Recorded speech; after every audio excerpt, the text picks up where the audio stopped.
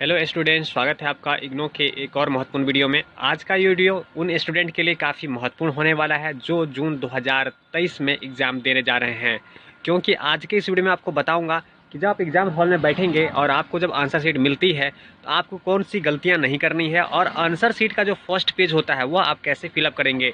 क्योंकि अक्सर स्टूडेंट वही गलती करते हैं जिसकी वजह से क्या होता है कि उनका रिजल्ट काफ़ी लेट आता है, समय पर अपडेट नहीं होता और वो परेशान हो जाते हैं। बार बार इग्नो में इंक्वायरी करते हैं कि सर मेरा रिजल्ट अब तक क्यों नहीं आया है। तो इस तरह की परेशानी का सामना आपको ना करना पड़े, आपका रिजल्ट समय पे आ जाए, इसके लिए कुछ बातों का ध्यान आपको रखना चाहिए। तो चलिए एक एक करके उन सभी बातों पर चर्चा करते हैं। उससे पहले अगर आप चैनल पर नए हैं तो चैनल को सब्सक्राइब अवश्य कीजिएगा और साथ में बने बेल नोटिफिकेशन को भी ऑन कीजिएगा। तो चलिए आते हैं आज के टॉपिक पे और चलते हैं, देखते हैं कि कैसा होता है इग्नो का फर्स्ट पेज, आंसर सीट का फर्स्ट पेज कैसा होता है और उसमें क्या डिटेल आपको भरने के लिए कहा जाता है। तो चलिए चलते हैं सीधा आंसर सीट के फर्स्ट पेज पे। देखिए, जब आप एग्ज़ाम हॉल में बैठेंगे तो आपको जो आंसर सीट मिलेगा जिस पर आपको प्रश्नों के उत्तर लिखने होंगे वह कुछ इस प्रकार से देखने को मिलेगा, कुछ इस प्रकार से आपको दिखेगा। और यहीं पे आपको कुछ गलतियां करने से बचना है और जितने भी डिटेल यहाँ पे आपको कहे गए हैं उन सभी को ध्यान से आपको फिलअप करना चाहिए। चलिए एक एक करके देख लेते हैं कि एग्ज़ाम में जब बैठेंगे तो आपको जो आंसर शीट मिलेगा उसमें किस किस प्रकार की डिटेल आपको देने के लिए कहा जाएगा। तो सबसे पहले आंसर शीट के फ्रंट पेज पे जब देखेंगे तो आपको अनुक्रमांक संख्या जो कि इनरोलमेंट नंबर आपका होता है आपको यहाँ लिखने को कहा जाएगा, वो भी फिगर्स में, अंक में। ठीक है, तो जो भी आपका इनरोलमेंट नंबर है आप इस तरह से अपने जो ये बॉक्स बने हैं इसमें आपको फिलअप करने हैं। मान लीजिए कि लास्ट का आपने लिखा और लास्ट का खाली रह गया आपका, उससे पहले ही आपका इनरोलमेंट नंबर समाप्त हो जाता है, तो वहाँ कुछ नहीं करना है, या तो डैश या फिर कट का निशान आपको देना है। ठीक है, उसे ब्लैंक आप नहीं छोड़ेंगे, जीरो बिल्कुल नहीं देना है, ये ध्यान रखिएगा। लास्ट में अगर आपका ब्लैंक बचता है तो जीरो नहीं देंगे, उसे या तो डैश करके या फिर कट करेंगे। ठीक है, जैसे एक्स मार्क होता है ना कट का, वो आप लगाएंगे। ठीक है, तो इनरोलमेंट नंबर में आपको ये फिलअप करना है। वहीं आपको आगे देखेंगे तो अनुक्रमांक संख्या, यहाँ आपको इनरोलमेंट नंबर फिर से देना है, पर ध्यान रखिएगा शब्दों में देना होता है। तो यहाँ जो भी आपका इनरोलमेंट नंबर है ऊपर आपने लिखा ही था उसे अब शब्दों में लिखिए। जैसे यहाँ पे ऊपर 2 है तो नीचे लिखेंगे 2, ऊपर आपका 0 है तो नीचे लिखेंगे 0, उसके सामने इस प्रकार से आपको अपना इनरोलमेंट नंबर लिखना होगा। वहीं चलिए बात कर लेते हैं, इससे आगे फिर आपको डिटेल कहा जाएगा देने के लिए आपका एग्जामिनेशन सेंटर कोड।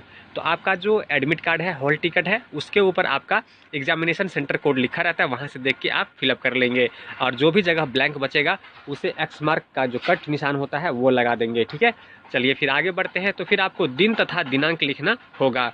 तो दिन कौन सा है वो आप देख लेंगे कि सोमवार है, मंगलवार है, वो आप लिखेंगे, और दिनांक यानी डेट आपका क्या है, जो भी डेट रहेगा उस दिन वो डेट आप यहाँ फिलअप करेंगे। वहीं अगर हम कार्यक्रम कोड का देखें तो यहाँ ध्यान रखिएगा, यहाँ प्रोग्राम कोड लिखना है। ठीक है, आप ये ध्यान दीजिएगा, आपका जो भी कार्यक्रम है प्रोग्राम कोड है वो लिखेंगे। जैसे मास्टर ऑफ आर्ट्स है, बैचलर ऑफ आर्ट्स है, जो भी आपका होगा वो आप लिखेंगे।